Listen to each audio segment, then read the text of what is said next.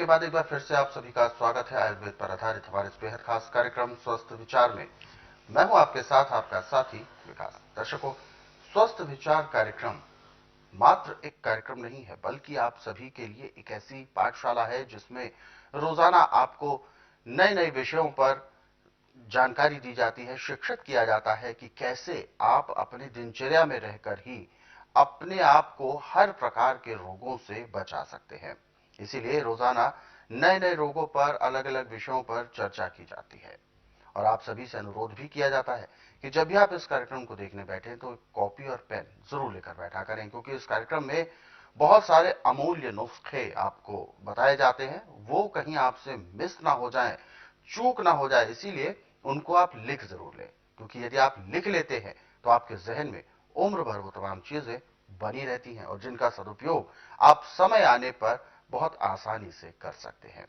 तो इस कड़ी में आज के इस अंक में भी हम एक ऐसे ही विषय पर बात करने जा रहे हैं, लेकिन इससे पहले कि कार्यक्रम को आगे बढ़ाएं, आप सभी से अनुरोध है कि यदि आप इस कार्यक्रम से जुड़ना चाहते हैं, कोई भी आपके जहन में सवाल उठ रहा है, तो आप कॉल कर सकते हैं या आप हमें व्हाट्सएप के जरिए भी अपना संदेश भेज सकते हैं और सीधे गुरुजी से बात भी कर सकते हैं। आगे बढ़ते हैं और शुरू करते हैं अपने एक नए विषय पर चर्चा। गुरुजी, आज के इस अंक में हम शरीर के एक ऐसे ऑर्गन, एक ऐसे अंग के बारे में बात करने जा रहे हैं जिसे जिगर कहा जाता है। कहते हैं जिगर में जब जरा भी खराबी या कोई कमी आ जाती है तो उससे पूरे शरीर में असंतुलन पैदा होने लगता है। तो सबसे पहले तो मैं जानना चाहूंगा कि जिगर का हमारे शरीर में कार्य क्या है और फिर इसकी जो खराबी है, इसमें जो विकार हैं, वो कैसे उत्पन्न होते हैं। देखिए, आप जिगर को समझो कि गाड़ी का इंजन है। अच्छा। जो कुछ हम खाएंगे पिएंगे जिगर पे चाहेगा तो शरीर चलेगा। बिल्कुल। यदि जिगर पचाएगा नहीं तो शरीर कहां से चलेगा। जिगर को खराब करने वाली चीजें हैं मैदे की, तली हुई चीजें, ठंडा पानी, बेटैमा खाना और नींद भर के न सोना। इसका जिगर पे बहुत बुरा प्रभाव पड़ता है। और जिगर का इलाज पूरे संसार के अंदर मेडिकल साइंस में, आयुर्वेद में, यूनानी में, होम्योपैथी में नहीं है। एक बार यदि जिगर की दवाई खिला शुरू करा दी तो सारी उम्र खानी पड़ती। उसके बाद तिल ली तो फिर ऐसे जैसे कछुआ होता है ऐसे आकार किया जाती है। जो थोड़ा बहुत पेट में सड़ करके खून बना भी उसको तिल्ली नहीं स्वीकार करती है। बिल्कुल। तो तिल्ली की और जिगर की एक ही दवाई है। ऐसे तो हमारे पास सैकड़ों दवाइयां, परंतु टीवी के माध्यम से मैं आपको बता रहा हूं, इसमें हमें सिर्फ 5 ही चीजें चाहिए।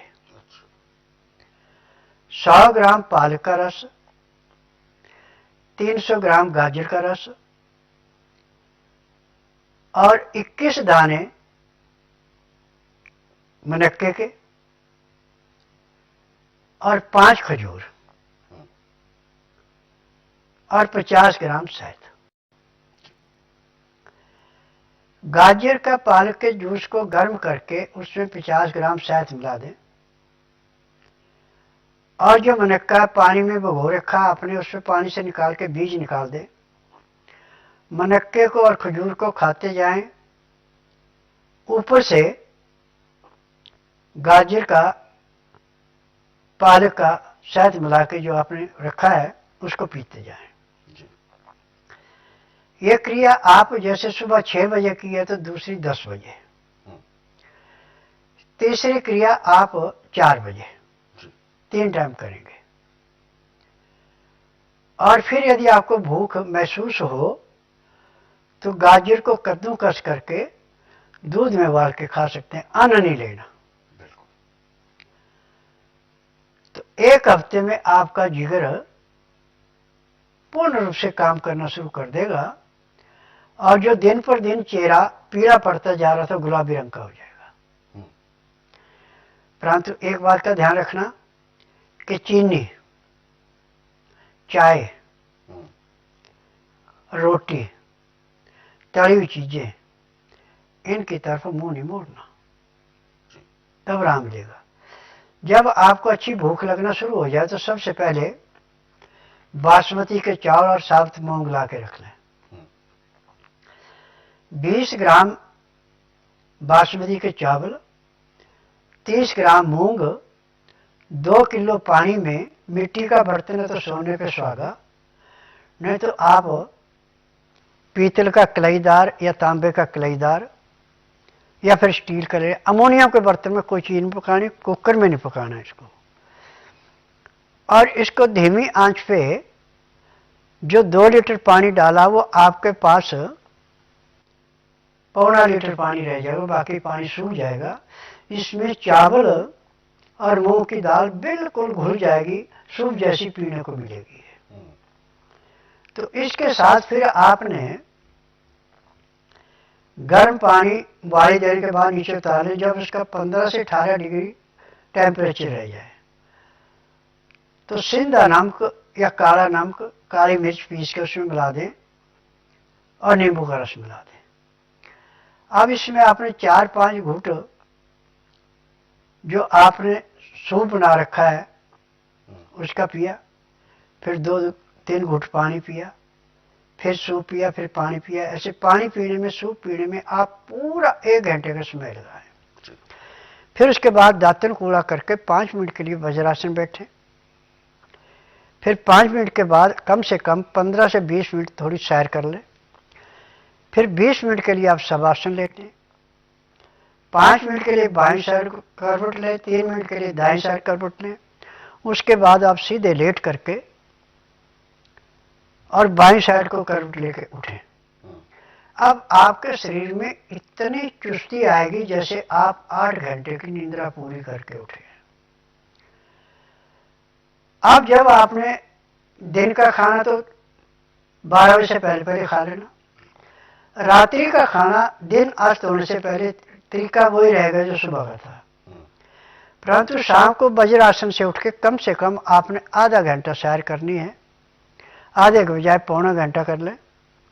फिर उसके बाद घंटा 1.5 घंटा अपने आराम करना, चाहे धार्मिक किताबें पढ़ें, चाहे धार्मिक सीरियल देखें, चाहे परिवार में, अड़ पड़ोस में, रिश्तेदार में बातचीत करें, आपकी इच्छा है। रात ठीक 9 से 10 के अंदर सोना। सुबह 4 बजे उठ करके आपको एकदम जैसे घड़ी पे अलार्म लगता है ऐसे लगे, पेट एकदम साफ। उसके बाद दातन कूड़ा करके आधा घंटा कपाल भाटी, 15 मिनट भस्त्रिका, 8-10 बार अग्निसार, 15-20 बार उज्जयी, 25-30 बार ब्रह्मी, 5 मिनट कुंभक, 1 घंटा लोन विलोन करना अति आवश्यक है। अब आपके पास टाइम है तो 2-2, 4-4 मिनट मंडूकासन, पवनमुखासन, गौमुखासन, शवासन, सर्वांगासन, हलासन, शीर्षासन, बटरफ्लाई, इतना कार्य यदि आप प्रतिदिन करते हैं तो जिंदगी में जब तक आपके अंदर सांस है कोई दवाई खाने की जरूरत नहीं पड़ी, ना रोग होगा। जितने रोग हमारे जीव के स्वास्थ्य से हैं, जब आपका नजला बढ़ेगा, पित्त बढ़ेगा, तो आपका रोग दिन दुगने रात चौगुनी बढ़ता है। और जब वात पित्त कफ तीनों का संतुलन बराबर, तो रोग कहां से आएगा। कच्चा लहसुन, प्याज, अदरक सलाद के रूप में, चटनी के रूप में, रस के रूप में यदि आप खाने के साथ ले रहे हैं तो आपको जिंदगी में कभी किसी दवाई दारू की जरूरत नहीं पड़ेगी, ना ही आपको रोग होगा। यदि इससे आपको नफरत है तो काला या सिंधा नमक, काली मिर्च और नींबू का रस मिला के ये भी आप खाना खाने के साथ ले रहे हैं तो भी आपको कोई रोग नहीं होगा। जी। तो दर्शकों, ये बहुत जरूरी है कि हमें अपने दिनचर्या में क्या कुछ शामिल करना है। अपने भोजन में हमें क्या कुछ ऐसी चीज लेकर आनी है जो हमारे शरीर को तो ऊर्जा दे, साथ ही साथ हमें हमारे जो अन्य अवांछित रोग हैं उनको रोकने में सहायक सिद्ध हो सके।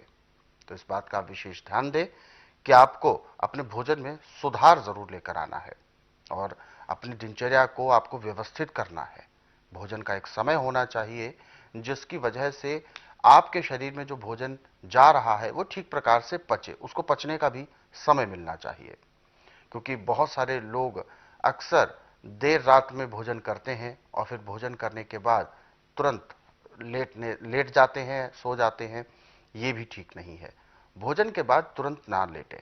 भोजन के बाद थोड़ा सा आप व्यायाम करना है, जैसे कि चलना है, जैसे आप थोड़ा सा चले कुछ कदम, तो जिससे आपके शरीर की मूवमेंट होती है और वो मूवमेंट आपके पाचन क्रिया के लिए सर्वाधिक श्रेष्ठ रहती है। तो ऐसे बहुत सारे ऐसे सावधानियां हैं जिसको आपको अपनी दिनचर्या में अपनाना है। ऐसी तमाम सभी चीजों को आप अपने जीवन में जरूर अपनाएं। और खास तौर पर यदि ऐसे नुस्खे आप जानना चाहते हैं, पढ़ना चाहते हैं, तो स्वस्थ विचार पुस्तकों के जरिए भी पढ़ सकते हैं।